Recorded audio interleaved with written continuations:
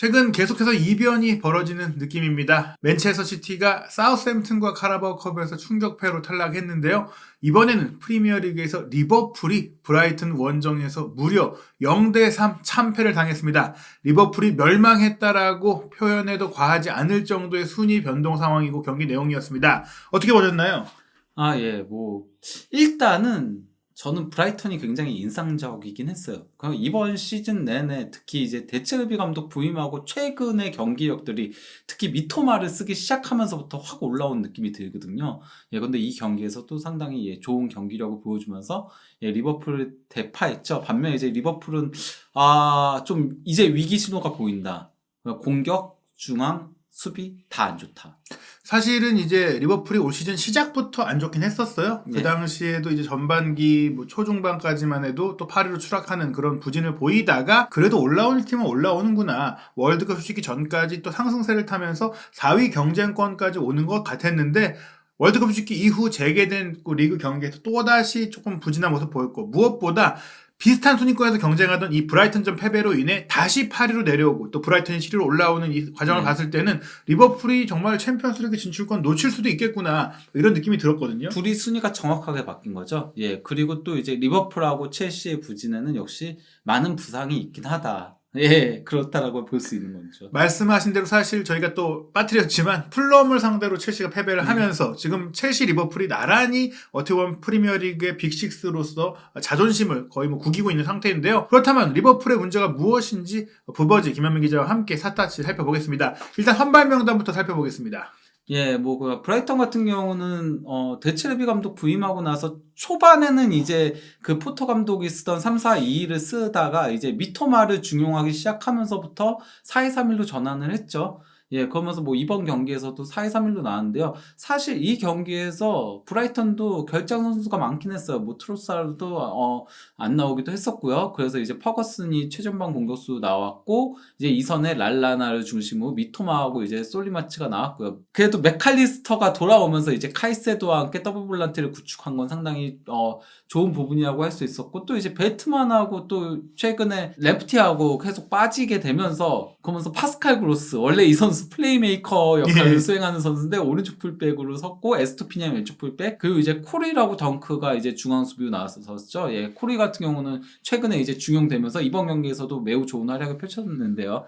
사실 저는 이번 명단을 보면서도 놀라운 게 브라이턴이 사실은 올 시즌 정말 잘하고 있지만 그 전 시즌에도 포터 감독과 함께 또 좋은 축구를 보여줬고 돌풍을 일으켰잖아요. 근데 이전에 그 브라이튼 돌풍을 이끌고 있던 비수마라든지 쿠쿠렐라라든지 또 최근에 활약을 하다가 좀 빠진 트로사르라든지 이런 선수들이 없는 상태에서도 경기력이 유지되고 있고 또 윙백 포지션에 있어서도 조금 미토마와 마치가 이제는 윙으로 올라가서 플레이를 하는 과정 속에 그로스를 풀백으로 쓴다라든가 또 개인적으로 지난 몇 년간 돌아봤을 때는 댄번도 있고 벤 화이트도 있고 웹스터도 있고 브라이트에서 잘한다는 수비수들이 다 이탈하는 와중에도 이게 유지되고 있다. 심지어 솔직히 올 시즌에는 포터 감독을 비롯해서 코칭 스태프가 다 나갔잖아요. 그렇죠. 사단이 나갔죠. 그래서 팀 자체가 사실 다 이제 그 뼈대가 없어진 거 아닌가 싶은데도 리버풀을 대파했다. 그렇다면 리버풀의 라인업은 어땠나요? 리버풀 같은 경우는 일단 각포를 최전방 공격수로 내세우는 가짜 9번으로 내세우는 조금 강수를 던졌다고 할 수 있죠. 그리고 이제 체인벌린하고 살라가 좌우 윙포도 나왔고요.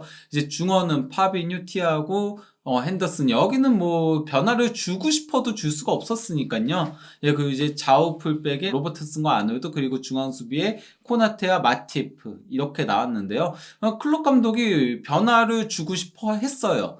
근데 워낙 부상자가 많다 보니까 크게 변화까지는 주기 힘들었던 경기였다라고 할 수 있죠. 무엇보다 수비 라인의 판다이케 부상이라든지 또 공격 라인의 루이스 디아스나 디오고 조타 같은 선수들이 이미 빠져 있고 전반적으로 이제 부상의 여파가 있긴 해도 또 몇 면을 보면은 그래도 리버풀이 쓸만한 선수들, 이전에 잘했던 선수들이 뛰긴 했는데요. 경기에서의 득점 상황 먼저 살펴보면 후반 1분 만에 이제 선제골을 내주면서 리버풀이 흔들렸는데 이 센터백 라인의 불안감이 드러난 것 같아요. 마팁 선수의 후방 빌드업이 이제 패스가 정확하게 이어지지 못하면서 마칼리스터가 압박하면서 차단을 했고 그 다음에 마칼리스터 선수가 랄라나에게 공을 밀어주고 랄라나는 미토마에게 연결하는 이 과정도 매끄러웠지만 이 선제골은 미토마의 역할이 크긴 했어요. 미토마가 속도감을 보이면서 알렉산더 아놀드의 뒷공간을 파고든 후 반대편에 후반전에 들어오는 솔리마치에게 패스를 했고 그걸 솔리마치가 밀어 넣은 줄 알았는데 공식 기록을 보니까 이제 미토마의 패스 시도가 아놀드를 살짝 맞고 아놀드가 막으려던 걸 막고 이제 흘렀기 때문에 이제 도움 없는 골이 됐고요. 또 이 골 이후 빠르게 추가골이 나왔죠. 후반 8분에는 스트라이커로 출전한 퍼거슨이 뒤로 내려와서 스루 패스를 빼놓는 뭐 케인 같은 플레이를 해주면서 또 한 번 솔리마치가 배후에서 들어온 이후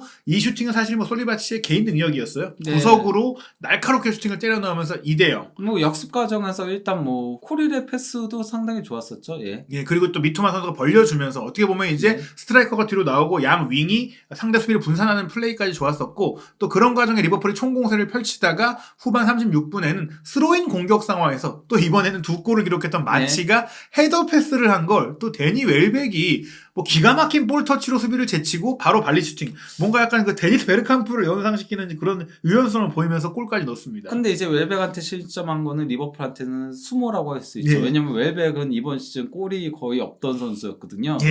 전반기 내내 한 골도 없었던 선수였는데 웰백한테 실점한 거는 좀 심각한 문제라고 할 수 있습니다. 리버풀 수비진이 왜 최근에 뭐 김민재 선수를 영입하겠다라는 그 소문이 나온지를 알 수 있을 정도로 완전히 그 브라이튼 공격에 뭐 휘둘렸다라고 볼 수 있겠는데요. 이렇게 3골이 나왔는데 골 장면을 넘어서서 전체적인 경기를 보자면 리버풀이 공격 기회다운 공격 기회를 만들지 못할 정도로 전지를 못했어요. 뭐 그러니까 이게 그 70분경까지의 패스 네트워크인데요. 보시면 아시겠지만 평균 위치 자체도 브라이턴은 골고루 이제 나뉘어져 있는 반면에 리버풀은 하프라인을 넘어선 선수가 2명밖에 없죠.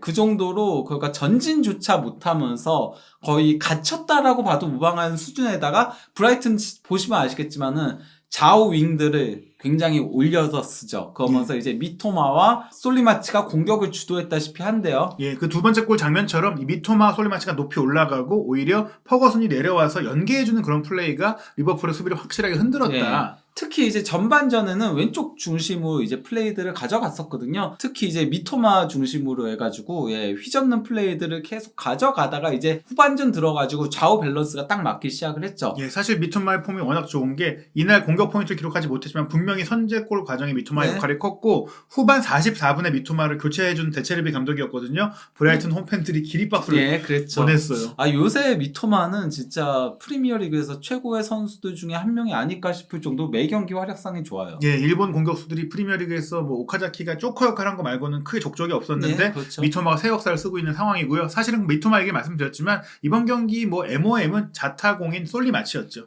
솔리마치가 이제 2골 1도움을 올리면서 최근 5경기에서 4골 3도움. 이게 그러니까 도움 올리기 전의 기록인 거거든요. 4골 3도움을 올리는 괴력을 과시하고 있는데요. 더 웃긴 거는 솔리마치가 원래 2022년 12월 26일 사우스햄튼하고의 경기 이전까지만 하더라도 58경기 무득점에 시달리고 있었던 선수였거든요. 그래서 2년 1개월 만에 골을 넣었었고 28번의 유효 슈팅 만에 골을 넣었는데 이게 그 프리미어리그 선수들 중에서는 가장 오랜 기간 동안에 이제 골을 못 넣었던 선수로 있었던 거였는데 막상 이제 골은 없었지만 골 기회라든지 슈팅은 많이 시도하던 선수였다. 사실 저희가 이제 프리미어리그 승부 예측 콘텐츠를 많이 소개해드리고 있는데 스카이 스포츠에서 통계 기록에 굉장히 집요하게 또 집착하는 루이스 존스 기자는 솔리마치는 결국 골을 넣게 돼 있다. 이렇게 슈팅을 많이 때리는데 골이 안 나올 리가 없다 하면서 골 넣을 거다. 이번 경기도 골 넣을 거라고 예상했는데 골을 넣었어요 마침내. 어쨌건 그 사우스햄튼전에 한 번 물골을 트기 시작하더니만 계속 나오고 있는 거죠 현재. 무엇보다 사실 지난 전반기에 리버풀과 비길 때도 솔직히 브라이튼이 이길 수 있는 경기였고 그때는 사실 트로사르가 거의 원맨쇼에 가까운 또 골을 넣었었는데 그 트로사르가 지금 데체르비 감독과 불화를 겪으면서 떠났을 때 솔리마치가 터졌다. 브라이튼은 정말 마르지 않는 셈이 아니냐 이런 느낌이 드는데요. 거기다 이제 솔리마치가 그 프리미어리그 통산 8골을 넣고 있거든요. 그러니까 최근 5경기에서 4골 넣었으니까 6시즌 동안 4골밖에 못 넣고 있었던 거였는데 어쨌건 간에 8골이 전부 다 후반전이에요. 이번 경기도 전반전은 0대0이었지만 후반전에 브라이튼이 3골을 다 넣었고 그 3개의 공격 포인트 모두 솔리마치가 후반전에 기록하면서 솔리마치는 후반전에 강하다 이런 것들을 보여준 것 같아요. 저는 이게 아무래도 솔리마치가 굉장히 그러니까 선수가 막 기술적인 능력이 좋은 선수는 아닌데요. 저돌적이고 굉장히 열심히 뛰는 선수거든요. 예. 그러다 보니까 그런 체력적인 이점이 후반전에 빛을 발하는 게 아닌가 싶긴 해요. 예, 이제는 뭐 트로사르의 시대가 아니라 브라이튼의 에이스는 솔리마치다라는 것을 확실하게 보여준 경기였던 것 같은데요. 하지만 뭐 미토마 선수 앞서 말씀하신 대로 네. 현재 폼으로 보자면 프리미어리그 최고라고 하셨는데 어떤 점이 그렇게 좀 강력한가요? 예, 역시나 이제 미토마 같은 경우는 드리블이죠. 볼을 예. 끌고 올라가는 능력이죠. 예, 이번 경기에서도 홀로 압도적인데요. 예, 홀로 압도적으로 볼을 전진하는 능력을 보여주면서 그러면서 경기를 주도했고 그 외에도 그러니까 리버풀이 못한 경기라는 게 점유한 쪽에도 그러니까 전진 패스 쪽도 보면은 에스토피냐하고 콜이라고 덩크하고 다 보면은 브라이튼 선수들이 상위권을 차지하고 있어요. 예, 경기 자체를 뭐 이제 역습으로 이겼다기보다는 아예 지배를 했다. 네. 이렇게 볼 수 있겠고요. 또 이제 영역별로 보자면 말씀하신 대로 이 경기는 브라이튼이 게임 자체를 잘했다. 네, 그러니까 뭐 존 14라고 해가지고 이제 페널티 아크 쪽에 이제 슈팅을 때리기 좋은 지점 여기도 이제 브라이턴이 13대 8로 크게 앞섰고요. 무엇보다도 하프 스페이스 공략. 현대 축구에서 하프 스페이스가 정말 중요하잖아요. 가장 중요한 지점이 하프 스페이스라는 얘기까지 할 정도인데 그래서 이제 펩 가르디올라도 항상 그 하프 스페이스를 강조하는데 하프 스페이스에서의 그 패스가 하프 스페이스로 공급된 횟수가 41대 18로 거의 뭐 이거는 2배 이상 앞선 거죠. 저는 사실 이 기록 보면 놀라운 게 물론 포터 감독이 지난 몇 년간 브라이튼을 잘 만들었다고도 할 수 있겠지만 사실 데체르비 감독은 또 자신만의 색깔로 브라이튼을 바꿔놓은 거잖아요. 네. 이렇게 단기간에 효과를 내는 걸 봤을 땐 역시 감독들이 나에게 시간이 필요하다고 하는 건 변명 아니냐. 데체르비가 그런 사례 아니겠습니까? 뭐 데체르비는 정말 성공적인 사례라고 할 수 있죠. 네. 거기다가 뭐 이 경기 그냥 내용을 보더라도 브라이튼이 이길 만한 경기였거든요. 그러니까 뭐 기대 득점도 2.2골 대 1골로 뭐 충분히 2대1로 이겼을 경기였고요. 슈팅 숫자도 16대 6으로 크게 앞섰고 유효 슈팅도 9대 2였고요. 무엇보다도 점유율 62대 38. 전 이게 놀랐습니다. 사실 네. 보통 강팀들이 이렇게 지는 경우들, 뭐 이게 이변을 당하는 경우들이 있을 때는 보통 이제 점유도 많이 하고 기회도 많이 만들다가 한두 방 뒤통수 맞고 지는 건데 네. 이 경기는 그냥 브라이튼이 압도했다. 그럼 최근 브라이턴의 경기 내용들을 보면은 포터 시절보다 한 단계 업그레이드 됐어요. 그러니까 포터 시절에도 점유율 같은 것들은 높았잖아요. 예. 근데 지금이 더 점유율도 높고 무엇보다도 공격성이 더 강해졌기 때문에 원래 데체르비 감독이 그런 걸로 이제 사솔로 공격 축구로 굉장히 화제가 됐던 인물이었잖아요. 결국에는 사실 시즌 중에 포터 감독이 떠나면서 또 위약금까지 주고 아주 뭐 잘 됐다. 포터가 어느 정도 점유하고 측면 공략하는 것들을 만든 토대하에 예. 이제 하프 스페이스 공략과 공격력이 조금 더 배가 됐다라고 할 수 있는 거죠. 업그레이드가 된 거죠. 예. 시즌 중에 감독 떠나서 어떡하나 했는데. 뼈대 위에 살을 얹힌 예. 거죠. 고맙다 데체르비 감독이. 포터. 브라이튼은 포터가 너무 고마울 것 같습니다. 심지어 첼시보다 성적이 좋아요 지금. 그런 가운데 이제 리버풀 얘기를 좀 더 해보면 클롭 감독 부임 이후 최악의 경기라는 얘기들이 있는데 기록적으로도 그런 부분들이 좀 보여요. 그렇죠. 이 경기에서 슈팅이 6회밖에 되지 못했거든요. 아. 이게 그 클롭 감독 부임한 이래로 그 2016년 12월에 맨체스터 시티 상대로 5회 슈팅 때린 거 이후로 가장 적은.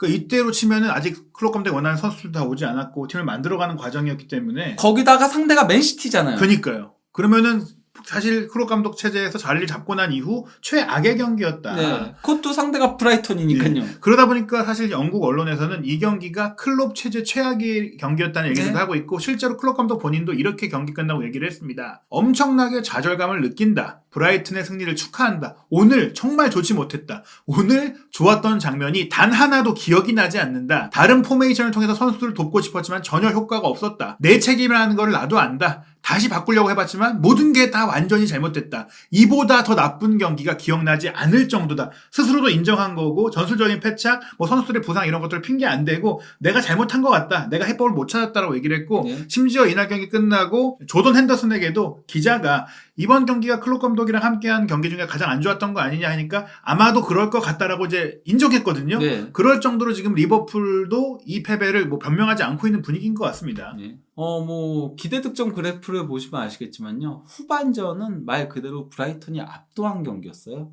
그러니까 뭐 전반전은 그래도 어느 정도는 대등하게 갈 수 있었는데 근데 브라이턴이 그가 후반전에 승부수 던졌다라고 봐도 무방하죠. 그가 전반전에는 미토마로 계속 이제 돌파를 하고 이러면서 괴롭히다가 후반전에 아예 이제 좌우 스윙 작업들을 통해서 그러면서 리버풀을 좌우로 흔들면서 그러면서 무너지게 만들었다고 봐도 무방합니다. 또 웰백도 교체로 들어가서 골까지 넣었기 네, 때문에 그렇죠. 결과적으로는 게임 플랜이 제대로 작동했다고 볼 수 네. 있겠습니다. 게다가 이 브라이튼이 리버풀을 이긴 게 우연이 아니라는 게 또 올 시즌의 기록으로 드러나죠. 사실 근데 브라이턴은 포터 감독 시절부터도 강팀 킬러였어요. 예. 유난히 강팀한테 강해가지고 도리어 약팀을 잘 못 잡는 게 문제였거든요. 포터의 브라이턴은. 예. 왜냐면은 그거가 득점을 확실하게 해줄 수 있는 선수가 없다 보니까 잡아야 될 경기를 못 잡고 도리어 잡기 힘든 경기를 잡는 팀이긴 한데 어쨌건 간에 이번 시즌에도 맨유, 첼시, 아스날, 리버풀 상대로 전부 다 승리를 거두고 있는 데다가 이번 시즌에는 약팀도 서서히 잡아가고 있기 때문에